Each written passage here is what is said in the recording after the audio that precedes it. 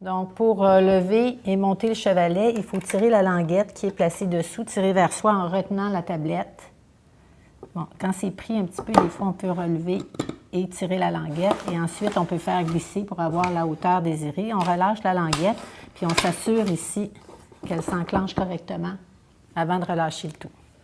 Pour les pages, quand on veut tourner, donc on installe toujours notre papier, notre tablette de papier. On glisse la portion du carton à l'endos, à l'arrière du maçonnette. Donc, on penche vers nous. On glisse le carton derrière. Et quand on veut changer de page, on prend la page ici. On penche vers nous. Et on glisse le papier à l'arrière. Une belle page pour commencer à dessiner. Pour l'installation du chevalet, donc c'est important que le chevalet soit installé non pas devant notre sujet, mais à côté. Okay? De telle manière qu'on n'ait pas à se déplacer ou à se pencher à chaque fois qu'on veut voir notre sujet. Donc, on l'installe soit à 45 degrés ou soit carrément à 90 degrés.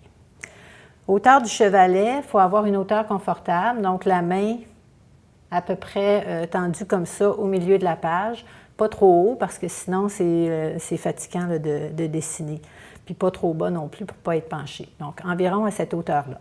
Alors, pour le crayon chinois, quand la mine est rendue, en fait, non plus visible ou elle est cassée, c'est pas un crayon qu'on aiguise, c'est un crayon où on doit tirer ici la petite corde vers soi pour briser le contour de papier. Et ensuite, on vient dérouler ici le papier doucement jusqu'en haut pour dévoiler la mine.